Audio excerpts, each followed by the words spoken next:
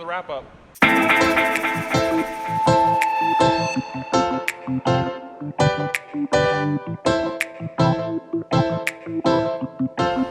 Welcome to Arizona heat wave and monsoon weather and humidity and 114 degrees plus 60% humidity.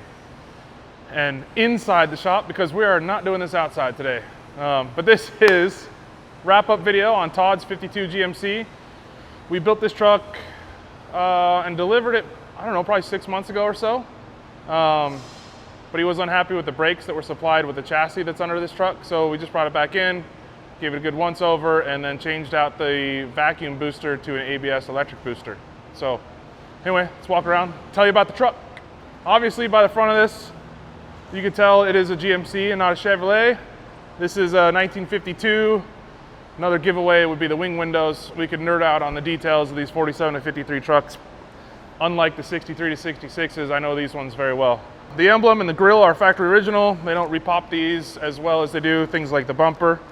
So we sent these out to Speed Sport Chrome out in Texas, had them redo these pieces, but then pieces like the bumper and the headlight rings are just factory replacements. The turn signals are off of like a 55 to 57 because they don't repop these. At least I wasn't able to find them. So a little bit different stuff there. The splash panels, we have a lot of questions about these splash panels or aprons or whatever you want to call them, but these are factory pieces. You can pick up any catalog for your Chevrolet anyway and GMC, and you can grab these pieces. It fills the gap between the bumper and the grille. We did tuck this one up a little bit anyway because this chassis was meant for a Chevrolet, and there's a few differences in the GMC, one of them being the bumper mounts. So we went ahead and tucked the bumper in a little bit. We'll get to under the hood in a minute, so we'll walk around real quick, show you everything else. Again, factory emblem's been re-chromed, but then we have new aftermarket pieces like the mirrors and the wipers. But everybody really likes this color. I happen to think it's a really cool color as well. Coming down the side, you can see we've got billet door handles from LS Fab. These work real nice with the Altman latches. So we have the Altman trick latches in here. Door shuts nice, precision weather seal. You can see kind of up in here, it makes a really nice seal, but then it disappears in the door jamb. And it makes the door nice and easy to close. It's also precision weather seals on all the windows. James from State 48 does all of our glass. So we put all that in for us. Going down the side of the truck, there's not really a ton change. The running boards are factory. The filler plates or panels between the bed and the running board, we tend to contour them a little bit just to make them a little bit better, just because the aftermarket parts aren't great. Fenders are original fenders. All we did on these was weld up the 2 rivet holes for the inner brace. United Pacific taillights, the license plate and taillight mounts, and the buckets are all brand new. One customization we did to the bed that's pretty standout is we use these LS Fab corners. It really cleans up the end, so rather than just having a dead tube, it rounds the corner, comes back down, and flows real nice with the tailgate. Speaking of tailgate, this is a Marquet unit. Has a nice push lever in there, shuts nice and easy. Inside the bed, more products from Marquet. This is their standard kit for the short bed. This one we actually didn't order custom or anything. This is just standard red oak, stained it a darker stain to kind of go with the truck. I don't think like a pine or something really light would have gone good in here. And then this has a Boyd's tank, so we've got the Boyd's filler that uses a little key to turn it off. So this side's the same as that side, so let's talk about interior. White interior. Don't recommend it, but it looks really good when it's done.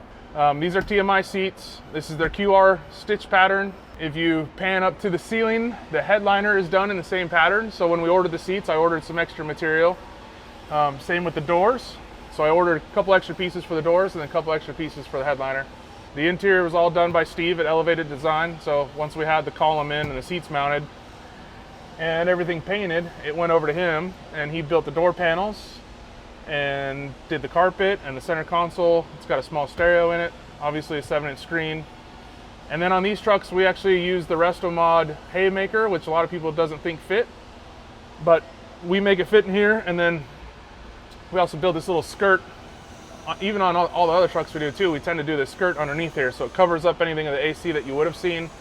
Gives a little style to under the dash, and then holds our Restomod AC vents. Center console has the controls. We kind of kept everything round in here. The gauges are round from the factory. So vents are round, controls are round. These are actually the billet LS Fab dash panels, but they're actually functioning. And like I said, he's had this truck for a little bit, so he's got his registration and all that fun stuff in there. I hate power windows, so we didn't do a power window upgrade. It's hot. Did I mention it's hot? I'm sweating. This is an aftermarket chassis. It was one that was brought to us by the customer. It's not the one that we would normally use. That being said, after we modified it a little bit, it's a great product. It rides really nice. It handles really nice. But he also brought us the RideTech control. So the chassis has RideTech shockwave style bags in the front and the rear. And so when he bought all that stuff, he also bought the RideTech controller. So this height suspension is actually just controlled by that plugs into your cigarette lighter. It's a Bluetooth unit. So this ECU is Bluetooth. It taps into there, and then there's an app on your phone. I'll show you when we start using the suspension. I think that's it for the interior. Of course, Dakota digital gauges. Actually, let's light up the gauges. You're gonna have fun editing this one.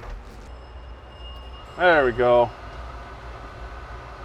So these are Dakota digital gauges. These are the HDX ones, which is really cool because we can set the color of the needle and the text and all the font, all the tick marks of the RPMs and the speedo and everything. We can set all that to whatever color we want. So this one we have one of their presets. This is called Blue Ice, but it's nice because you get the white letters but the blue dial. So you can color match these gauges to the truck, which is a really cool feature of the HDX.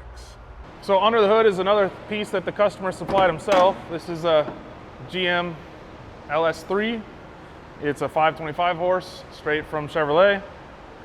We have changed out the intake manifold and the valve covers to Holley units. And then the valve covers normally say Chevrolet, like cast into the tops, but we sanded those off, smoothed them out. They were painted, and then Ron Hernandez came and striped the GMC logo on there. So a little custom touch under the hood.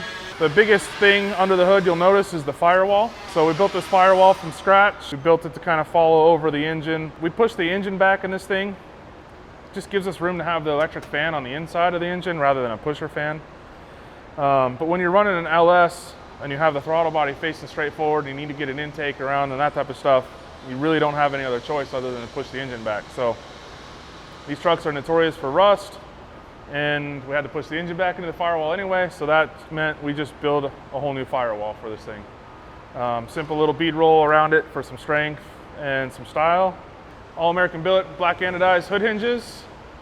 So this thing literally opens and closes really nice, doesn't slam, doesn't pop up. You actually have to like push it up to get it to go up. All these panels are all factory panels. So it looks kind of custom, but this is all factory stuff. Like I say, this thing showed up. The chassis was built, powder coated, assembled. We had to change stuff for the GMC core support and the bumper mounts and the rear bumper mounts. The wheelbase was off a little bit, so we shifted the whole truck around too. So I don't know if that's a GMC to Chevrolet thing where the wheelbase is different, but rounding out the outside of this vehicle, we have a set of Detroit steel wheels with the smooth caps, 20 by 8.5 front, 20 by 10 rear. And we did something a little bit different for us, but I think it totally works on this truck. We did a little thin white wall. I don't know, this truck is one of those trucks that when we were building, we kind of knew it was going to be pretty neat just because it wasn't our normal style. I think it came out better than myself and Eye Candy, Frank, even thought it would. Next for this truck, we're going to go take it out, do a photo shoot with the customer. Like I said, he's already driven it around a little bit.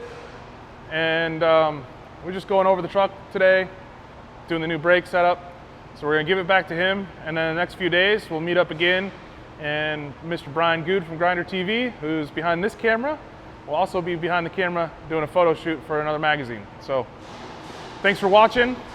Roll that other footage real quick and then come back.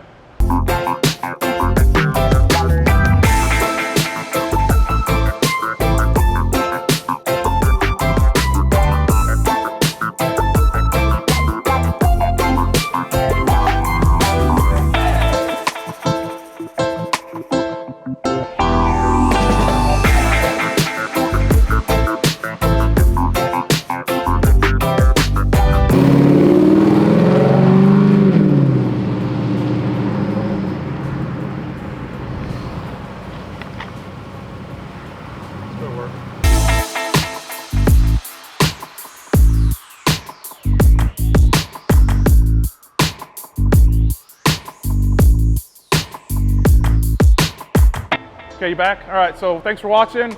Thanks for subscribing. Numbers are kind of going up every video, which is cool to watch.